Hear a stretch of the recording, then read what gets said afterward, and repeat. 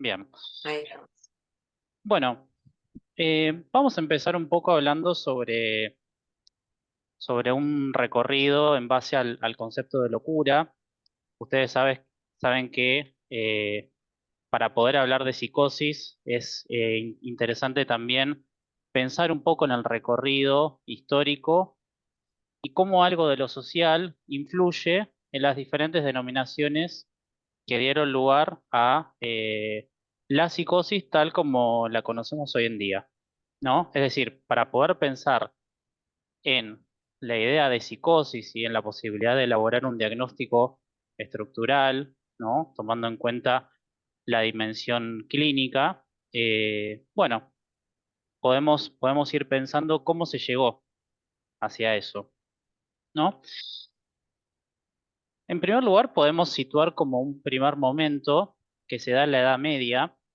Ustedes saben que en la Edad Media eh, había, más allá de los diferentes conflictos de intereses y de las diferentes luchas por los poderes, estaba dentro de todo eso la epidemia de la lepra.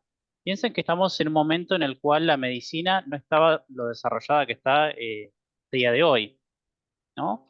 Por ende, a raíz de la epidemia y de la falta de una respuesta frente a eso que irrumpe, ¿no? Podríamos pensar que es algo en torno a lo real de la época, ¿no? De esa época de la Edad Media, este, aparece la figura del leproso, ¿no? Tomado como alguien que tiene que ser encerrado, ¿no? Entonces, se presenta una segregación social en donde justamente quien contrae lepra tiene que ser apartado de lo social y por ende un poco castigado por justamente tener eso, ¿no? Entonces, ya ahí tenemos como un primer momento en donde el concepto de la locura, ¿no? Estaba asociado también a algo de la enfermedad, ¿no? Uno podría decir la enfermedad en relación a la locura. Bueno, ustedes piensan que también a lo largo de la Edad Media fueron surgiendo, ¿no? Los diferentes leprosarios, los diferentes centros de internación, por ende la gente que contraía esa enfermedad no formaba parte de lo social, no formaba parte de lo cotidiano. Entonces, a partir de ahí se llega a un momento en el cual, a partir de el surgimiento del Renacimiento, ya estamos adelantándonos un poco en el tiempo, lo que surge es la aparición de las figuras literarias que abordaban justamente el concepto de la locura, ¿no? Entonces, a raíz de el surgimiento de la imprenta, de los diferentes escritos, se empieza a hablar un poco del loco, del marginal, ¿no? Del bobo, ¿no? Son diferentes figuras que van surgiendo. Entonces, hay un punto en el cual eso ya se empieza a visibilizar, se le da otro lugar, ¿no? A la idea de lo que es la locura, ¿no? La lepra como enfermedad, ¿no? Clínica empieza a desaparecer, pierde ese lugar inicial que tenía cuando estábamos en la Edad Media, y a partir de eso, ¿no? La figura del loco queda como alguien deshumanizado, ¿no? Como una figura que no formaba parte también de lo social, de lo vincular con el otro. Por ende, ahí ya uno podríamos establecer como una primera distinción en donde el loco, el considerado loco, estaba del lado de lo inhumano y de quien no tenía razón, a contraposición de los hombres considerados normales, ¿no? Esto vamos a ponerlo bien entre comillas, quienes quedaban ya del lado de la razón y del saber, ¿no? Entonces, a partir de esto, ¿no? También justamente hay una idea que se va imponiendo, que es la idea de lo que es la posibilidad de el uso de la razón, ¿no? Ya estamos en la época de Descartes, ¿no? Pienso, ¿no? La idea del pensar. Entonces, a partir de eso, ya fíjense que la idea de la locura va tomando otra concepción, ¿no? En el medio de eso también podríamos situar, ¿no?, el nacimiento del capitalismo, ¿no? Cómo a partir de los diferentes modos de producción, la importancia que se le da a quien produce y a quien no produce, y por ende también a quien genera un costo para la sociedad y quien no lo genera. Entonces ahí la figura, ¿no?, de quien no cumplía las condiciones para poder trabajar, para poder aportar, producir, también quedaba del lado del encierro, ¿no? Entonces, ¿cuál era la cuestión? El considerado loco quedaba en el lugar de quien produce un costo social, quien es una carga, ¿no?, para el capitalismo, y por ende tiene que ser encerrado.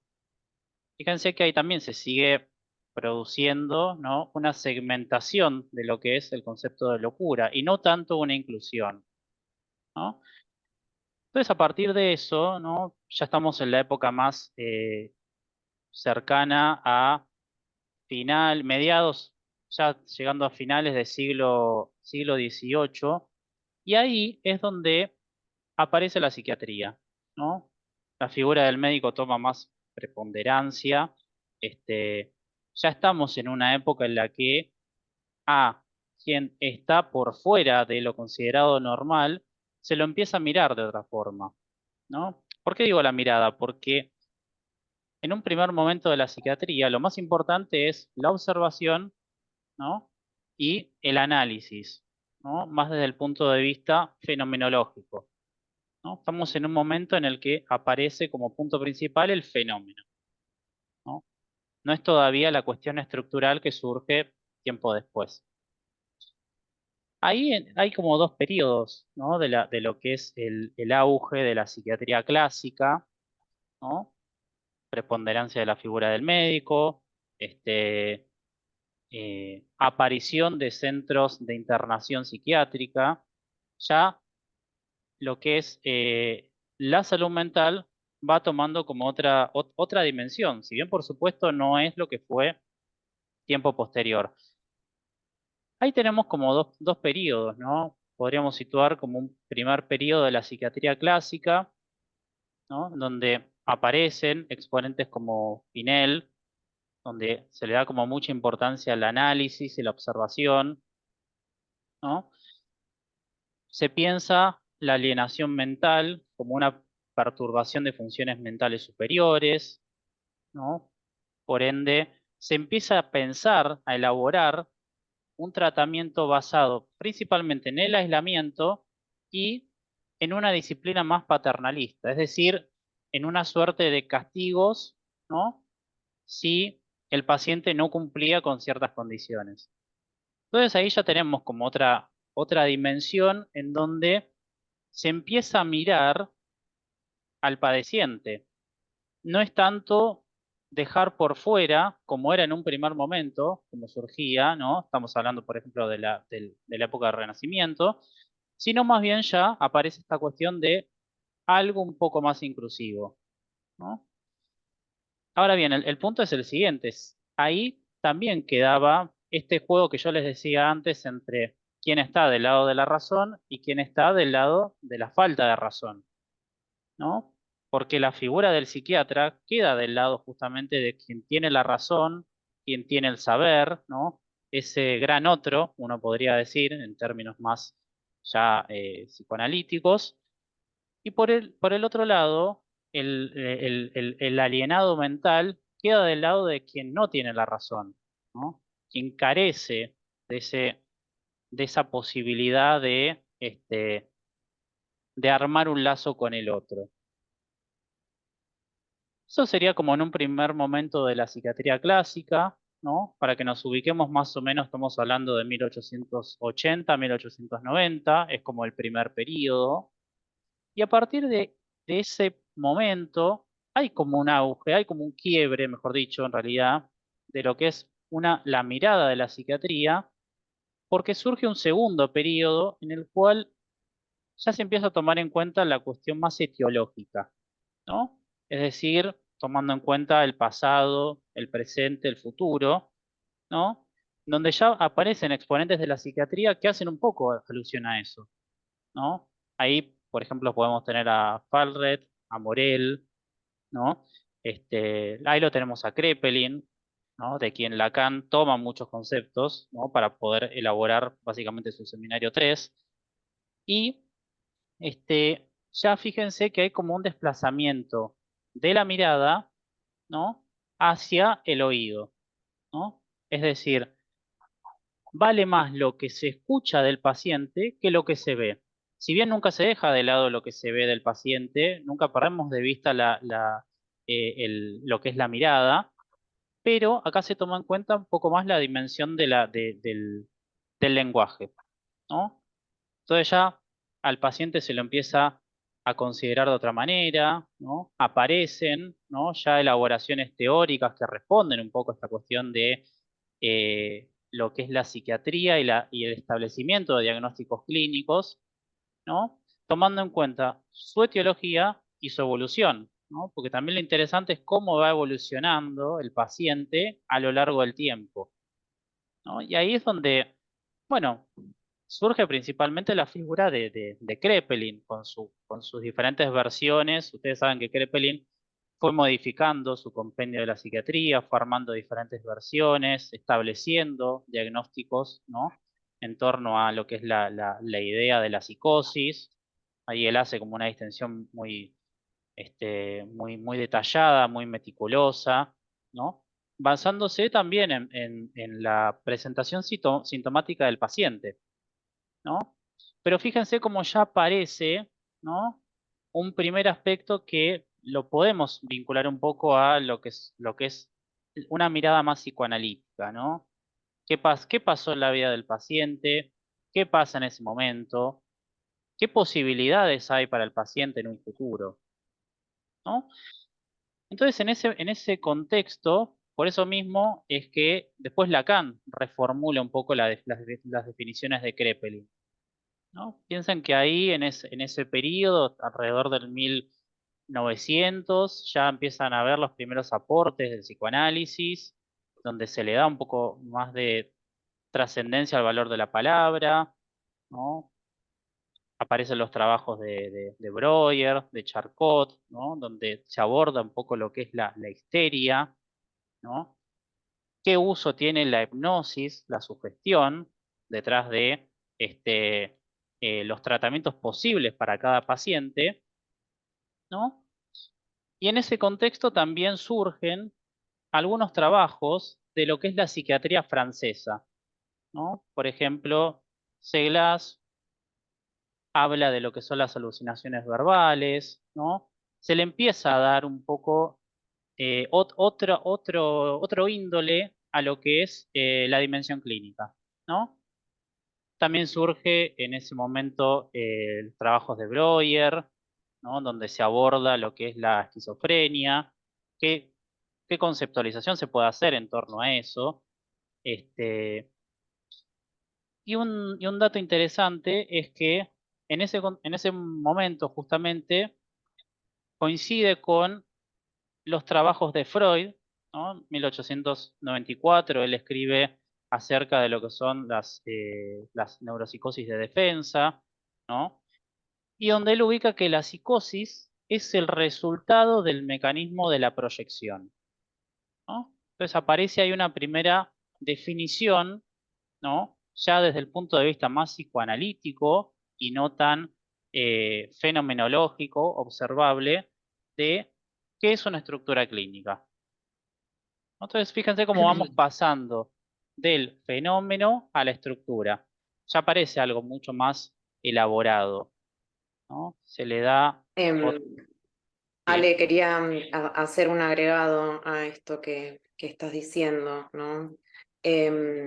Que para ese momento, ¿no? Para 1894, es que Freud desarrolla, ¿no? Su primera nosología, en donde hace esta distinción entre las neurosis, que es una concepción eh, distinta a la actual, ¿no? Las neurosis en ese momento, Freud las denominaba como las neurosis actuales serían, ¿no? La neurastenia y las neurosis de angustia, ¿no? Podemos decir lo que hoy por hoy serían tal vez trastornos de ansiedad, ataques de pánico y etcétera, ¿no? ¿Y qué diferencia establecía con el segundo grupo, ¿no? Es que no incluía en la formación del síntoma ningún mecanismo psíquico, ¿no? Esto a diferencia de las neuropsicosis de defensas, ¿no? En donde incluía la histeria, ¿no? Como decía Alejandro recién, ¿no? Con todos los desarrollos que ya había tenido en relación a Breuer, la neurosis obsesiva, un tipo de psicosis alucinatoria crónica, ¿no? Y 2 años después, para 1896, también incluye la paranoia. Fíjense qué agrupación extraña, podemos decir, ¿no? ¿Qué lógica tendría, ¿no? Incluir a una alucinación, a una psicosis alucinatoria, a una paranoia, a una neurosis obsesiva y a una histeria, ¿no? Pero en este momento, ¿no? del desarrollo freudiano, ¿no? Él tenía como hipótesis, ¿no? Y hacía este agrupamiento tan particular, interesado justamente en la etiología del síntoma, diciendo que en estos casos, en todos estos casos tan disímiles, el mecanismo psíquico de formación del síntoma era la defensa, ¿no? ¿Y qué defensa se establecía? En el caso de la histeria, era la conversión, ¿no? En la neurosis obsesiva, el falso enlace. Miren este término tan particular que Lacan lo recoge tanto tiempo después, ¿no? Que es el rechazo, ¿no? El rechazo en la psicosis alucinatoria crónica, ¿no? Que es un mecanismo que difiere absolutamente al de la represión, ¿no? Y por último, la paranoia, en donde, como decía Alejandro recién, ¿no? Y retomando con esto, el mecanismo específico, ¿no? Es la proyección. Fíjense como qué alejados que estamos en este momento, ¿no? De una distinción específica neurosis-psicosis, ¿no? Ahí estamos todavía lejos en este momento de la elaboración freudiana, pero que de todas maneras, ¿no? Esto interesó estos trabajos que venía desarrollando Freud y también en comunicación, como decía Ale, en relación al segundo periodo de la psiquiatría clásica, ¿no? Un momento de la psiquiatría clásica en donde estaban interesados, diría poquito en la etiología, más en la evolución, ¿no? En la evolución de los cuadros clínicos. Pero bueno, comienza, ¿no? Como a desarrollarse ciertos movimientos, como el movimiento psicopatológico, ¿no? Y en el marco del movimiento psicopatológico es que Freud empieza a inscribir sus trabajos, ¿no? Y empieza a desarrollar como una serie de correspondencia, ¿no? Sobre todo con psiquiatras suizos, ¿no? Que estaban ahí como, bueno, súper interesados en esto de la etiología, del síntoma, ¿no? en los mecanismos de formación de síntomas, tal cual lo entendía Freud, y sobre todo en el psicoanálisis, ¿no? En el psicoanálisis como un posible método de abordaje de la psicosis.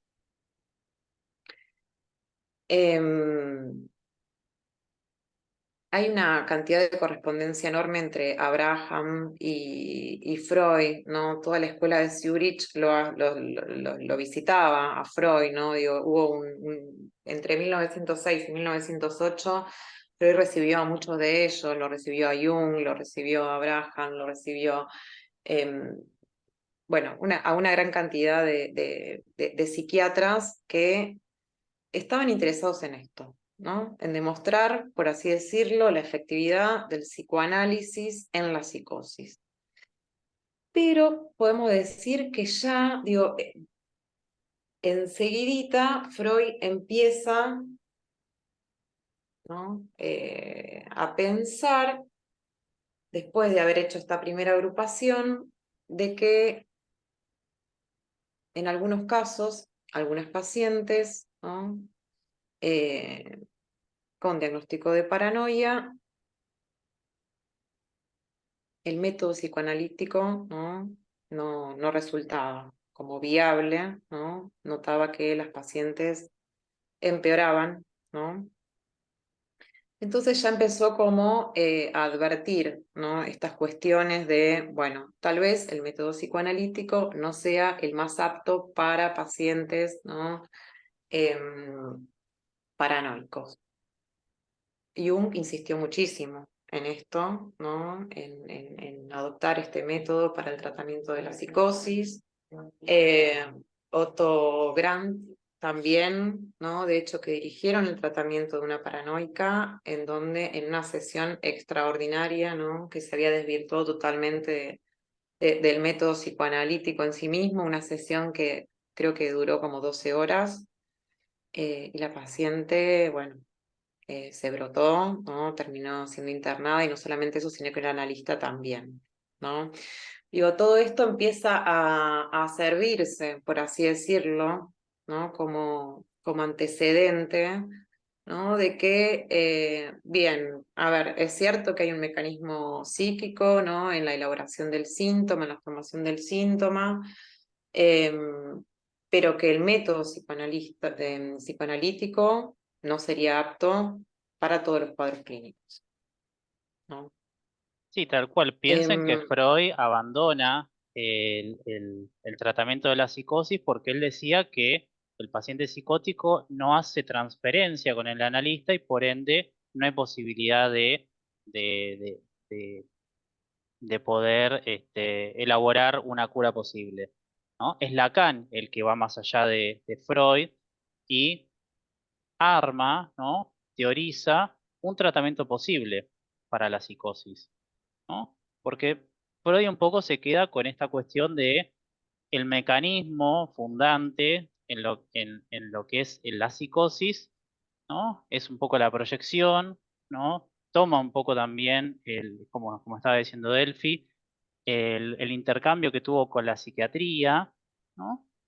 Entonces, Freud, digamos, arma, ¿no? Hace un intento, me parece que podemos tomar eso, ¿no? Freud hace un intento por este, llevar a cabo, ¿no? Llevar adelante un tratamiento con la psicosis, pero retrocede, ¿no? Se queda ahí, no continúa, ¿no? Pero sin embargo, dice algunas cuestiones interesantes, ¿no? Que nos pueden orientar un poco para pensar qué lugar tiene, qué función tiene la alucinación, qué función tiene el delirio, ¿no? Que no se trata tanto de un síntoma que tenga que ser eliminado, erradicado, como sí lo harían otros abordajes teóricos, ¿no? Otras terapias, sino más bien como una producción patológica que es un intento de restablecimiento, ¿no? Freud esto lo dice en varios textos, ¿no? Lo que es el delirio es un intento de restablecer un lazo que se había perdido cuando hay un desgarramiento, ¿no? Creo que lo dice de esta manera, un sepultamiento del mundo interior del paciente, el delirio viene a restablecer eso que había quedado perdido, ¿no? Cuando hay un encuentro con, no podría decir, el agujero de la estructura, ahí aparece, ¿no? Esta solución, que por supuesto para el paciente es una solución que le trae consecuencias, ¿no? Delirios, alucinaciones, bueno, ya lo iremos viendo esto a lo largo del seminario, ¿no? Las diferentes alusiones, etcétera, ¿no? Pero a partir de eso, ¿no? Lacan toma un poco esta idea de ese intento de restablecimiento, ¿no?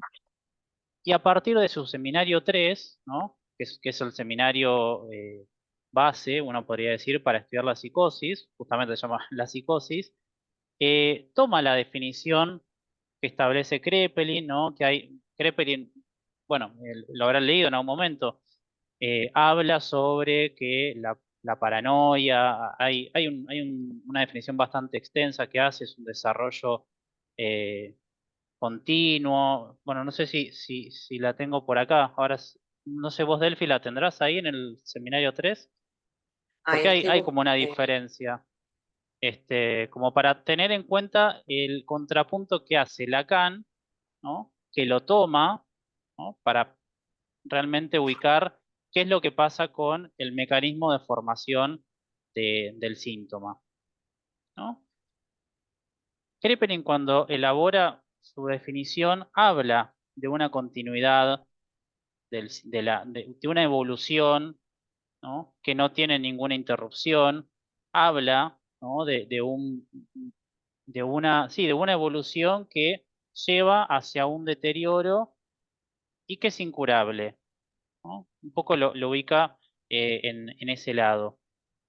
Y por el contrario, Lacan trata de mencionar que hay discontinuidades, ya lo iremos viendo esto, ¿no? Hay encadenamientos y desencadenamientos de lo que es la psicosis. Perdón, Hay, perdónale, acá ¿la encontraste? encontré, pero en Google, sí, tengo tantos libros abiertos que no, ya no lo voy a encontrar ahí. Pero me parece importante como seguir la letra, ¿no? La letra de la definición que hace Krepelin, ¿no? En contrapartida de cuál es la lectura psicoanalítica, ¿no? De los aportes de Freud, que son inmensos, ¿no? Como decía Ale, que Lacan retoma, ¿no? Recoge, hace como esta, más allá de que es cierto que que hace toda una recreación también, ¿no? de la lectura de Freud, pero también, ¿no? Que ha tenido sus aportes. Vamos a leer esta definición. La paranoia como el desarrollo insidioso, originado por causas internas, de un sistema delirante, permanente e inamovible, que cursa con plena conservación de la claridad y el orden del pensamiento en la voluntad y en la conducta. Y vamos a tomar, ¿no? Esta cuestión, ¿no? Que decía Alejandro recién, un desarrollo insidioso, ¿no? Y como decía Alejandro recién, bueno, a ver, la clínica nos demuestra todo lo contrario, ¿no? Digo que de acuerdo también a la historia de la singularidad de un paciente, ¿no? No hay un desarrollo insidioso, ¿no? De que algo empieza de a poquito y se va construyendo y poniendo cada vez más grande, ¿no? Sino que hay, cortes abruptos, ¿no? Podemos decir. Ocurre algo y de un momento para el otro el paciente desencadena, ¿no? Y de un momento para el otro, ¿no? Podemos decir, aparece un delirio, ¿no? Y también, ¿no? En esto, ¿no? En estos cortes, ¿no? Ahora después vamos, si tenemos tiempito, que creo que tal vez sí vamos a llegar, nos gustaría contar un poco de, del caso que presenta Lacan en su tesis doctoral, que es el caso Aimé. No sé si lo han trabajado en algún espacio. Pero bueno, un poco ahí en ese caso se puede ver, ¿no? Que es un caso de paranoia en donde, cómo, ¿no? Digo, existen estos momentos en donde, bueno, en un momento desencadena, en un momento delira, ¿no? Y en un momento también algo se estabiliza, algo remite. Entonces, eh, insidioso, originado por causas internas, ¿no? ¿No? Esto es bien de la psiquiatría clásica, ¿no? Que es esto que decía Alejandro, retomando la cuestión de que el objeto, ¿no? Que se pone en juego es la observación y no la escucha, ¿no? Esto llega tiempo después y tiempo después, luego de la intervención del psicoanálisis y después de que los psiquiatras puedan poner el ojo, ¿no? También en los trabajos psicoanalíticos originado por causas internas, ¿no? Como que si todo fuese, ¿no? De la vida íntima del sujeto, ¿no? Todo lo que acontece en ese mundo, ¿no? Y bien sabemos, ¿no? Por muchísimos historiales y muchísimas situaciones, ¿no? Que no se trata, bueno, esos momentos fecundos, como decía Lacan, no tienen que ver únicamente con causas internas, ¿no? Tienen que ver con causas externas, cuestiones vinculares, ¿no? Funciones simbólicas que se tienen que asumir en algún momento de la vida, ¿no? Que tienen que ver con la historia del paciente, ¿no? Esto parece como casi una obviedad decirlo, ¿no? Pero fíjense cómo, ¿no? Digo, Lacan lo tiene que defender, lo defiende en su tesis doctoral, ¿no? Y el psicoanálisis, ¿no? También toma esta cuestión y la trabaja, porque la psiquiatría, ¿no? Iba por esta vía, ¿no? Y esto mismo lo Dejar al- reafirma en el Seminario 3, lo retoma en el escrito en el cual habla sobre de un, de, de un tratamiento posible a la psicosis, de una cuestión preliminar, ¿no? Que también es un escrito base. Entonces Lacan toma un poco esta cuestión, ¿no? Y esta oposición, como estaba comentando Delphi, que hay entre un momento particular de la psiquiatría, ¿no? Y ya el psicoanálisis un poco más desarrollado, ¿no? Y estos contrapuntos. Entonces, también hay un punto interesante, ¿no? Que es en esto, ¿qué es lo que pasa con el paciente cuando se encuentra con aquello que no está? Con aquello que no está inscrito a nivel estructural. Siempre estamos hablando de estructuras, no estamos hablando tanto del fenómeno. Entonces, ustedes piensen que también Lacan, ¿no? Lacan no deja de lado nunca a la psiquiatría. De hecho, él toma a de Clerambault, que considerado como su maestro, ¿no? De Clerambault, psiquiatra francés, 1920 aproximadamente, elabora, ¿no? Lo que son los conceptos de automatismo mental, fenómeno elemental. Ustedes saben que Lacan después eso lo retoma en el Seminario 3, cuando elabora ya una definición de la psicosis y cómo establecer un diagnóstico más a nivel estructural, ¿no?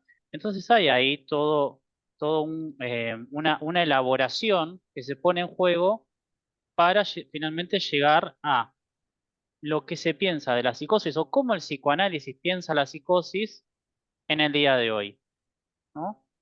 Entonces fíjese cómo pasamos de un primer momento en el que lo que llamaríamos psicosis estaba más del lado de lo excluyente y el psicoanálisis tiene una mirada más inclusiva. De hecho, bueno, como decía Delphi, no se trata de un desarrollo que no tiene fin, sino que hay arreglos, ¿no? Esto quizás lo vamos a ver un poco más adelante, y suplencias que se arman en la vida del paciente, que eso lo lleva a transitar, ¿no? A tener un pasaje por la vida eh, un poco más ameno, podríamos decir, ¿no? Sí, y en contrapartida también esta última partecita de la definición de Kreperin, retomo con esto. Fíjense, ¿no? Digo que lapidarios, por así decirlo, que eran con los enfermos, decía, de un sistema delirante, permanente e inamovible. No tiene cura, básicamente, ¿no? Es lo que se está transmitiendo en esta definición, ¿no?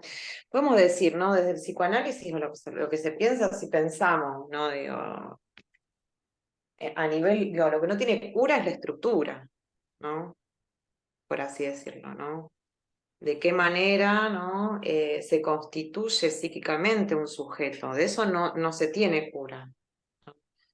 Pero en relación, ¿no? Digo, a lo delirante, sí, como dice Alejandro recién, ¿no? Digo, a ver, no todos los sujetos encuentran un arreglo posible, o no todos los analistas logran, ¿no? También porque es algo que también se intenta propiciar, ¿no? Desde el análisis, desde este tratamiento posible, ¿no? De poder llegar, ¿no? a alguna clase de compensación. No todos los sujetos llegan pero de ninguna manera, ¿no? Podemos decir en este llamado universal, ¿no? De un para todos, que es un sistema delirante permanente e inamovible. No, eso se modifica, tiene cambios, ¿no? Digo, inclusive lo pueden ver en el historial de Schreber, que seguramente ya se lo conocen de pie a pa.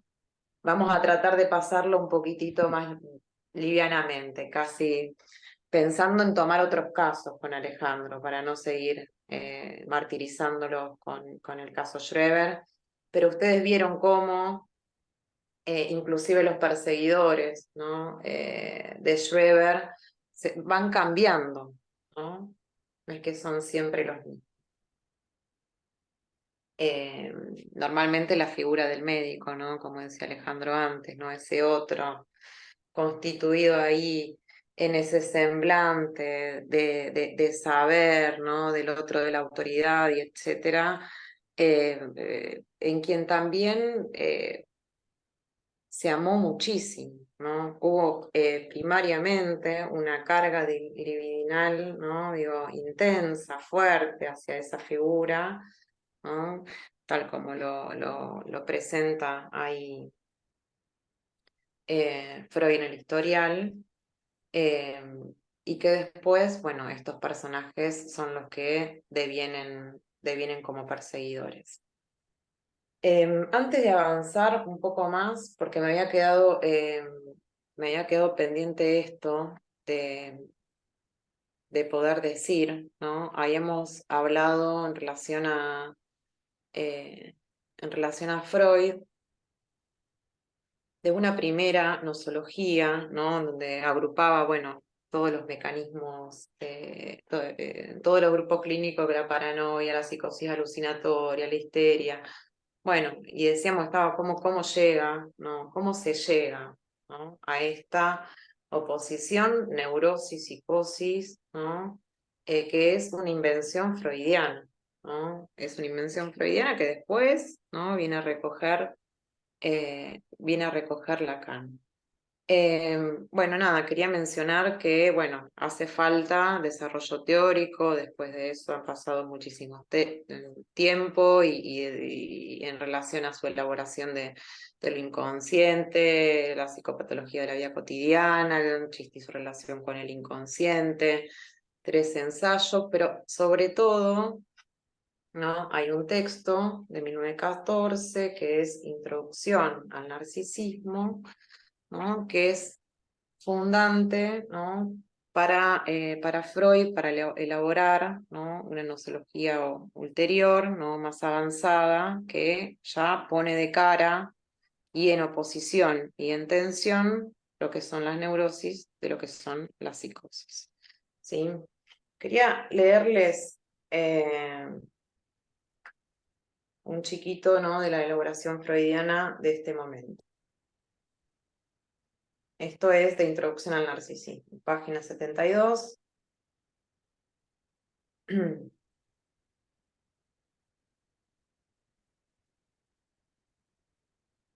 Los enfermos que he propuesto designar parafrénicos muestran 2 rasgos fundamentales de carácter: el delirio de grandeza y el extrañamiento de su interés respecto del mundo exterior, personas y cosas.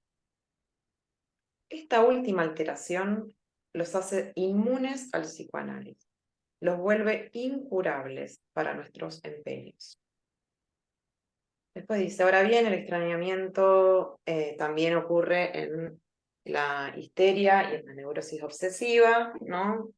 Lo que va a decir, estoy teniendo problemas de vista. Bueno, no voy a seguir leyendo. Pero fíjense, ¿no? Cómo acá ya es una elaboración ulterior en relación al desarrollo de la libido, ¿no? Diferencia la libido yoica, ¿no? De la libido de objeto, ¿no? Y acá, bueno, hace toda esta elaboración, ¿no? Y producción en relación a la esquizofrenia, en donde dice qué es lo que ocurre, ¿no? En la esquizofrenia en relación a la libido, ¿no? Y lo que ocurre, ¿no? Es que la libido de los objetos es retraída, ¿no? Hacia el yo en este narcisismo secundario, patológico, ¿no? Y que por eso también, a causa de estas cuestiones, ¿no? De esta retracción de la libido, digo, 2 cuestiones, ¿no? La dificultad, ¿no? Para establecer, por así decirlo, una transferencia favorable a un tratamiento, ¿no? Y por otro lado, ¿no? Este sentimiento de grandeza. El delirio de grandeza es porque, bueno, todo ese libido de objeto, bueno, se reintroyecta al yo.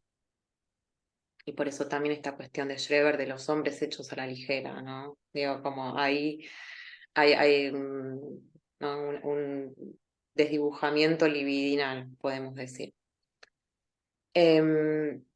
Bien, todo esto iba al caso.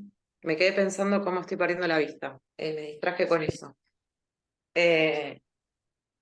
Sí, que en Iba al definitiva caso es tomar, por la segunda nosología, perdón, pero si no pierdo el punto. En donde, bueno, ahí Freud establece esta distinción ya entre lo que son, ¿no? La psiconeurosis de defensa, ¿no? Histeria, neurosis obsesivas y fobias, ¿no?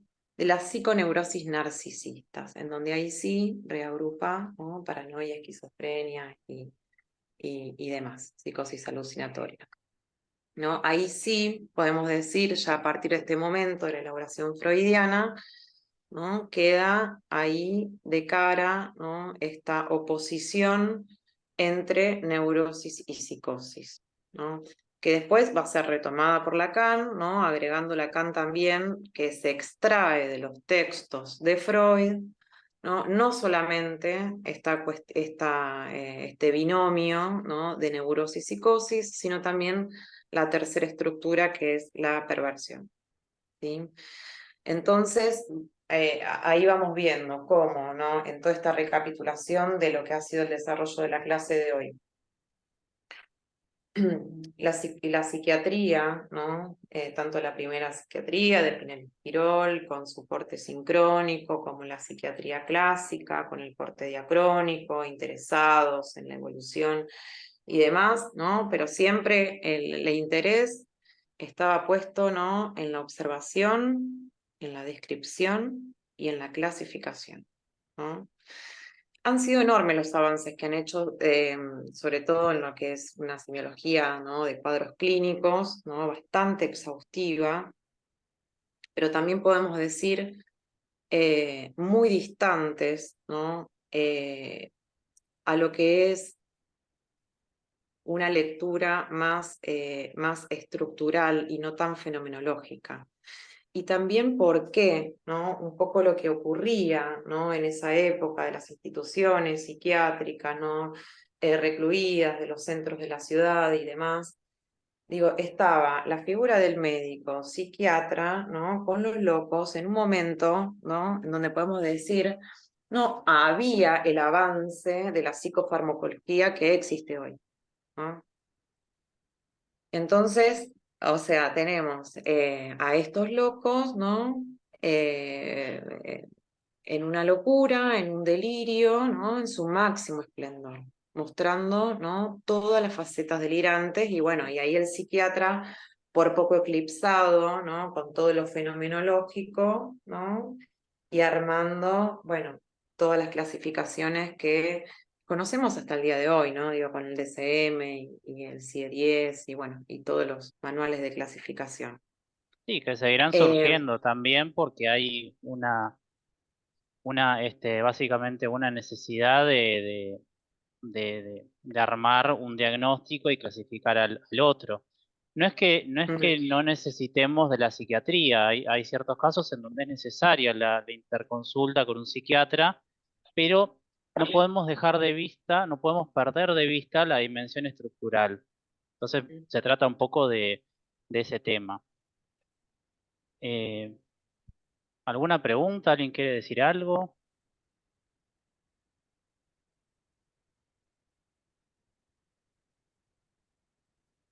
¿No?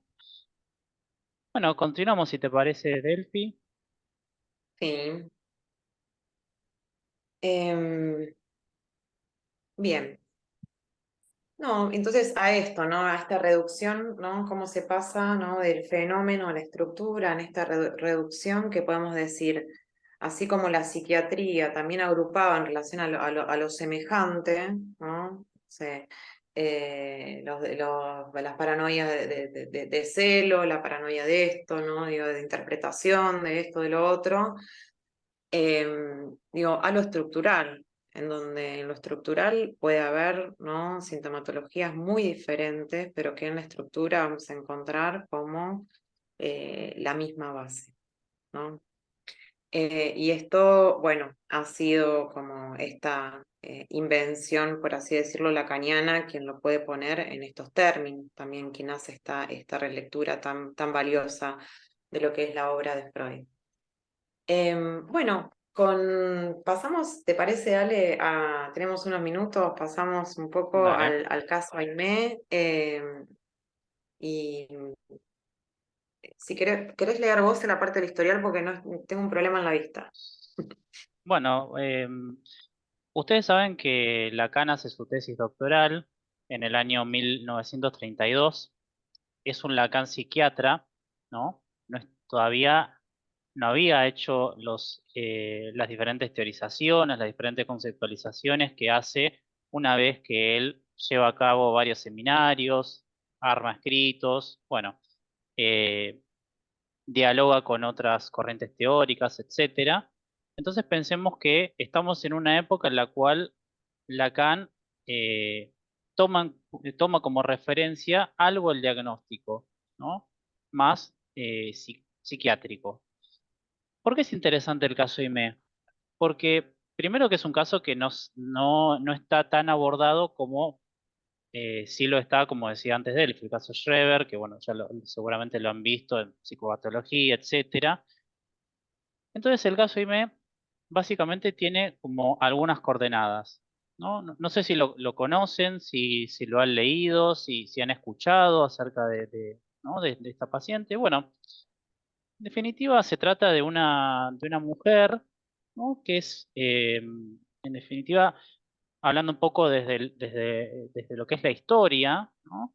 Para situar algunos puntos, una mujer que nace en una familia campesina, ¿no? Vive en el campo, se cría con varios hermanos, tiene a sus padres, ¿no? Y hay un punto interesante en donde ya aparece la cuestión de el nacimiento. Aimé nace en una familia que, si no me equivoco, eran 6 o 7 hermanos, y ya durante su nacimiento, la madre, en un descuido, deja a uno de los hermanos de Aimé en contacto con el fuego. Y bueno, la cuestión es que muere por quemaduras, ¿no? Se lastima, tiene dificultades y termina muriendo. Entonces Aimé nace en ese contexto, ¿no? Nace tomada por la muerte de uno de los hermanos.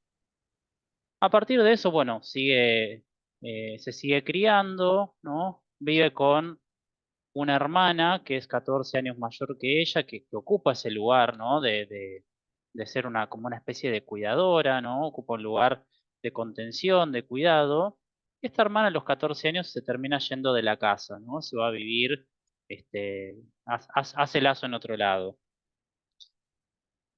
En, en el mientras tanto, mientras transita, digamos, lo que es la infancia, la adolescencia, este, su madre ya empieza a hablar de un temor, empieza a experimentar un miedo a ser perseguida por los vecinos, ¿no? Tiene vecinos y dice que están hablando mal de ella, ¿no? Que ya hay una cuestión un poco persecutoria sobre su imagen. En ese contexto se cría Aimé. Cuando cumple 18 años, bueno, Aimé estudiaba, ¿no? Hizo la primaria, la secundaria, y a los 18 años se termina yendo de la casa de los padres. Y cuando empieza a trabajar, Aimé, bueno, tenía como una pasión muy fuerte por lo que era la literatura. Ella era escritora, escribía novelas, y conoce a su esposo, ¿no? Conoce mejor dicho, vamos a reformular, conoce a su novio, se termina casando, se va a vivir con este hombre, ¿no? Y hasta ese momento todo transitaba bien, y a los 8 meses de la convivencia, una de sus hermanas termina yéndose a vivir con ellos, es decir, se arma, ¿no? Como una especie de triángulo en donde la convivencia se daba entre Aimé, su esposo y su hermana, ¿no? A partir de eso empieza a ver, ahí me empieza a sentir como ciertas, ¿no? Empieza a percibir que los otros hablan mal de ella, menciona que los diarios hacen alusión a cómo se siente, a las cosas que hace, que están hablando de ella en en la televisión, etcétera, que sus compañeros de trabajo hablan mal de ella, ¿no? Entonces comienza a gestarse como toda esta cuestión con un otro que se pone un poco persecutorio. Después de eso, después de un tiempo, finalmente queda embarazada, decide tener un hijo con este hombre y da luz a su hijo, a su hija mejor dicho, que nace muerta, ¿no? La hija nace, hay un problema con el cordón umbilical, se asfixia y muere, ¿no? Ese es el contexto en el cual Aimee estaba transitando en ese momento. A partir de ahí, ¿qué pasa? ¿No? Una de sus amigas, con las que ella tenía bastante relación, empieza a tornarse un poco perseguidora para Aimee, ¿no? Entonces empieza a haber como sentimientos de mucha frustración con ella, se empieza a enojar, y a partir de ahí, ¿no? Empieza a ver como una serie ¿no? Lo que Lacan después llama pasajes al acto, porque a partir de eso, Aimee toma al otro como alguien que la puede llegar a dañar, ¿no? Entonces, ahí se va gestando, ¿no? Un poco lo que le va pasando con los demás. Ustedes piensen que Me vivía, bueno, vivía creo que en una zona, no me acuerdo puntualmente de Francia, pide el traslado a París, ¿no? Esto en el medio de su trabajo como escritora, va asistiendo a diferentes editoriales, mostrando sus trabajos, y lo que generalmente le pasaba es que cuando la editorial le rechazaba el trabajo, su reacción era violenta con el otro, ¿no? De hecho, había maltratado a uno de los empleados de una editorial. En el medio de eso también tuvo problemas con su pareja, le ha llegado, dice Lacan ahí en su tesis que del historial clínico le ha tirado jarrones a la pareja. También en la calle se había peleado con gente que transitaba la vía pública, ¿no? Todo eso, ¿no? Va gestando lo que a ella después le ocurre, ¿no? En torno este, a una idea que se construye que es que, un tema que no es menor, después de que ella queda embarazada y como yo les decía, da a luz a una niña que nace muerta, a los 2 años vuelve a quedar embarazada y ahí sí tiene un hijo que nace, crece sano, ¿no? Una vida transitable, etcétera. Entonces ahí me empieza a tener como una relación de mucho cuidado con este chico, ¿no? Al que ella supone que le pueden hacer un daño, ¿no? Que algo le pueden causar. Y es entonces, en ese momento, ¿no? Cuando ella siente que, como les decía antes inicialmente, los diarios hablaban mal de ella, había gente que le podía causar un malestar, etcétera. Y ahí es cuando ocurre, ¿no? Como el punto más álgido del historial, que es el atentado contra la señora Z. La señora Z es una denominación que utiliza Lacan para referirse a una actriz muy reconocida de ese momento, y básicamente lo que ocurre, ¿no? Es que se encuentra con esta mujer, ¿no?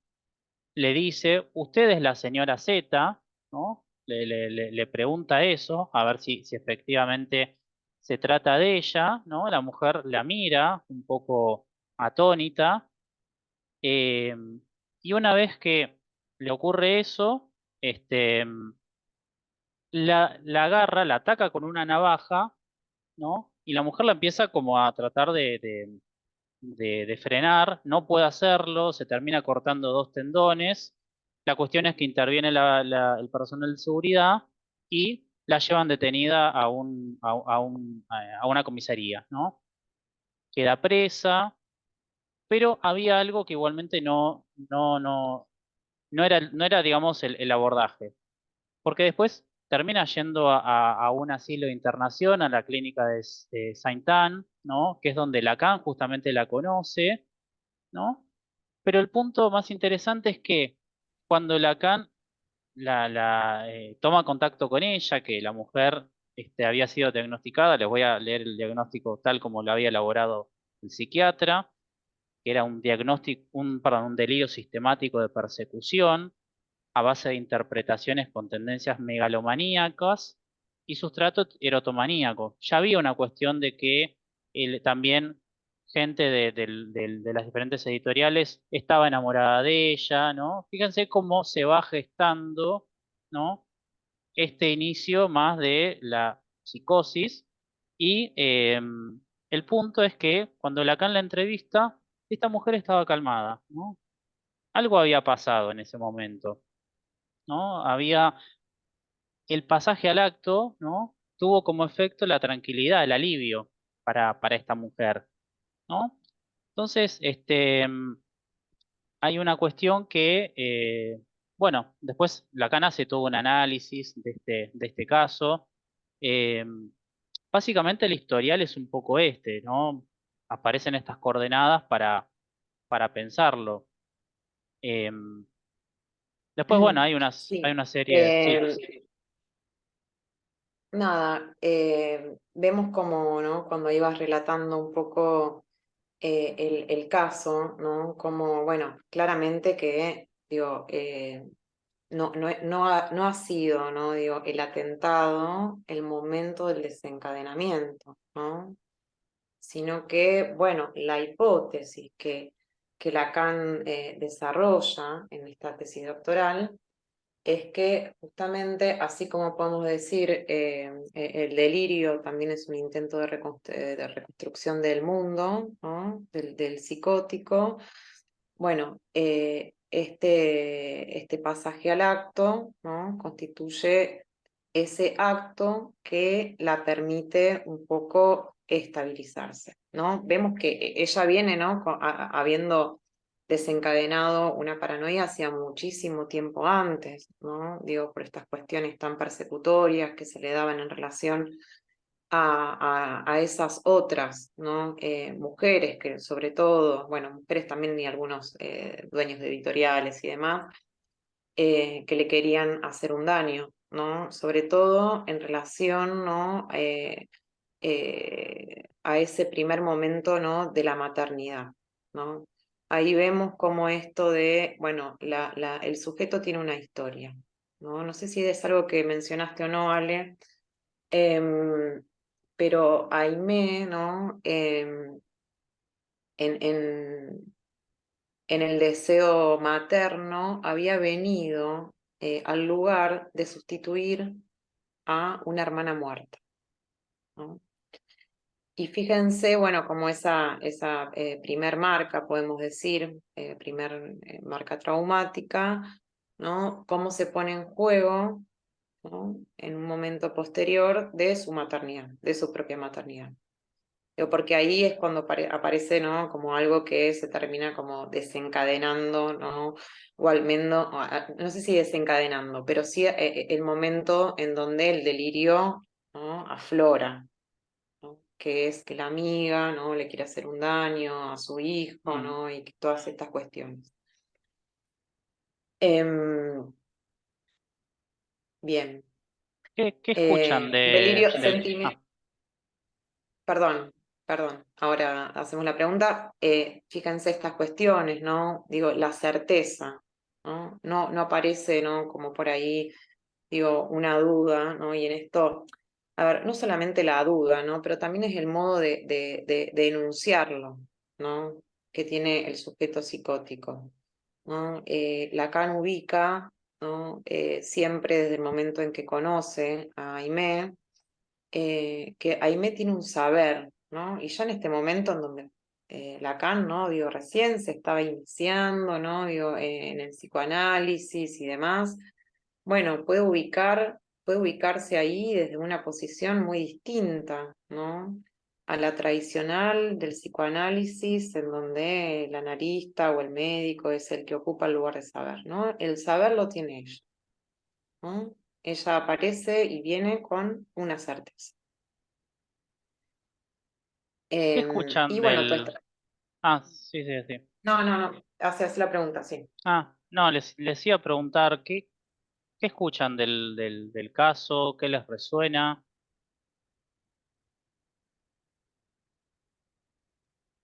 A mí algo que me llamó la atención es el tema de que la mamá también una paranoia también. Mm. Mm, interesante, sí, para pensarlo, ¿no? Porque hay algo ahí en donde la madre ya este, tiene temor a ser perseguida, ¿no? Ya ahí también hay algo que se puede leer desde la propia historia.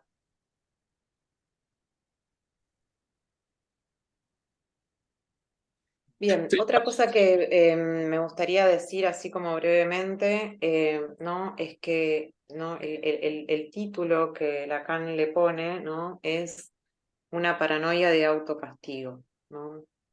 Y esto del autocastigo articula con la cuestión de cómo el pasaje al acto, ¿no? Cómo puede ser que ese pasaje al acto haya estabilizado algo, ¿no? Digo, porque Lacan se sorprende un montón, o sea, esperaba encontrarse, ¿no? Con una mujer súper enojada, como había estado los primeros días, diciendo de que esta mujer, que la actriz, que la había dañado, que le había hecho un daño, y qué sé yo, y se encuentra, ¿no? Como con ella llorando, sollozando, ¿no? Diciendo de qué había hecho, ¿no? Entonces, la hipótesis que desarrolla Lacan es que en realidad este acto, ¿no? De agresión contra esta actriz, en realidad eh, viene al lugar de, ¿no? infligirse un daño a ella misma, ¿no? Cuando ella finalmente, ¿no? Digo, porque al fin y al cabo, bueno, sí le hizo unos cortes a la actriz, ¿no? Digo, fue atendida y demás, pero finalmente cuando acontece, ¿no? Esta sanción de la ley, ¿no? En donde ella aparece efectivamente, ¿no? Presa, ¿no? Porque los primeros días estuvo presa, ¿no? Es cuando se cumple, ¿no? Este castigo que la termina compensando, ¿no? Y esta idea, Lacan, podemos decir, ¿no? Hoy estoy más freudiana que nunca, la toma un poco, ¿no? De este texto, no sé si lo tienen presente, del sentimiento de Porque culpabilidad. Por allá tenemos eh, del delincuente, ¿no? En donde ahí, Maxi, vos que estás en tema, ¿no? Eh, Aparece como, bueno, el acto delictivo, ¿no? Como, como posterior, ¿no? A este sentimiento inconsciente de culpa, ¿no? Como algo que vendría a significar, a darle alguna clase de sentido a ese sentimiento inconsciente de culpa. Un poco que, bueno, Lacan toma, ¿no? Esto de Freud, ¿no? Para desarrollar y articular esta, esta paranoia, ¿no? Con esta nomenclatura tan particular que es la paranoia de autocastigo. Ahora sí, dejo 5 minutitos, 10, que si quieren comentar algo, porque ya estamos casi en hora. no, para mí, perdón, cierro porque siempre hablo mucho. Pero me parece que viene muy al caso porque yo estoy haciendo es como un eje conductor un hilo conductor de mis escritos. Tiene que ver con el masoquismo, con la pulsión de muerte, etcétera, ¿no? Con el sentimiento de culpa, que sería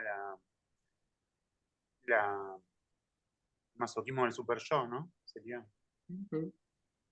Y entonces, caso que no lo había leído, me suena, pero no lo había tomado con estos conceptos. Parece que aplica mucho, ¿no? Muy gráfico en ese sentido. Sí, sí, está Sí, bueno. tal cual, sí, sí, sí, para pensar un poco y también la posición del analista, ¿no? En relación a qué pasa con ese masoquismo, ¿no? Y un poco lo que decía Delphi, ¿no? El tema del sentimiento de culpa, ¿no? ¿No? Y cómo pensar algo de eso, ¿no? Más allá de que se trate de una estructura psicótica, ¿no? Pero bueno, sí, sí, sí, tal cual, va un poco por ahí.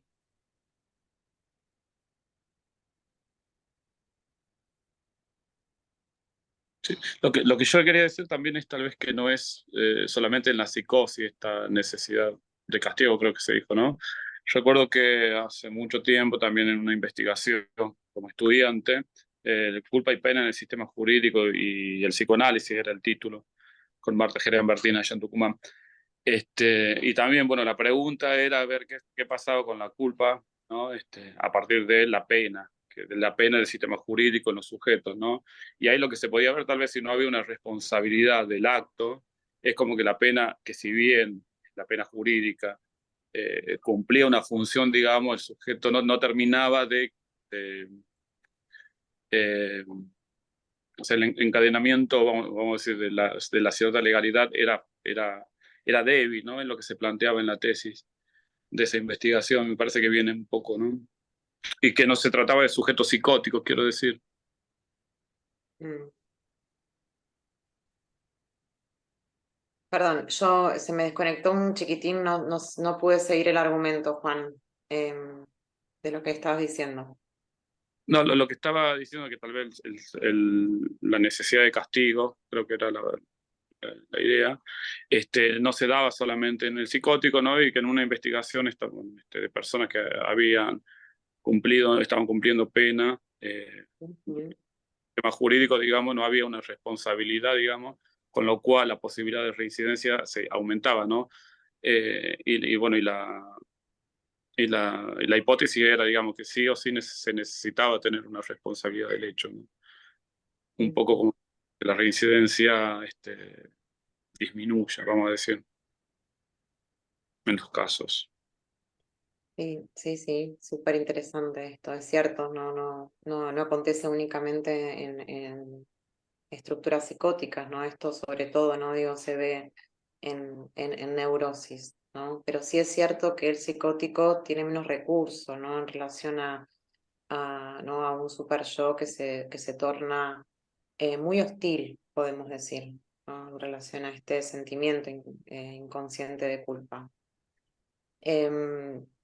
Y por eso muchas veces vamos a dedicarle de todas formas una clase, no sé si vamos a tal vez retomar con este clase, con este caso que ya lo tenemos trabajado, pero vamos a tener una unidad, si no me equivoco, Ale, que es de pasajes al acto en la psicosis. Sí, sí, sí, tal cual. Sí, es un tema que lo vamos a abordar, así que lo vamos a retomar.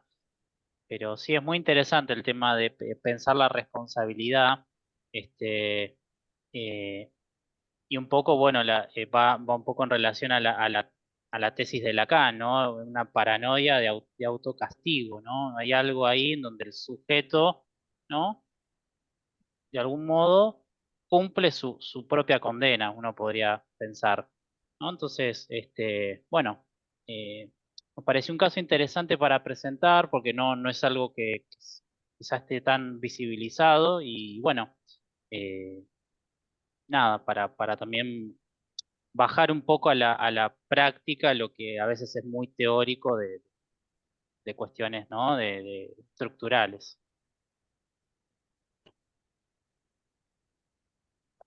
Bueno, si les parece, vamos cerrando. Nos vamos a encontrar entonces el primer sábado de abril, ¿sí? Este mes tiene 5 sábados, ¿sí? Así que va a haber uno que no van a cursar, que es el 30, si no me equivoco.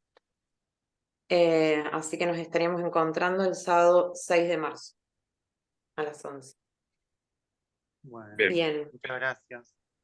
Bueno, gracias. cualquier duda o consulta, Cualquier Florencia, ¿me querés pasar tu celular que voy a armar un grupo de WhatsApp? Ay, sí, te lo paso por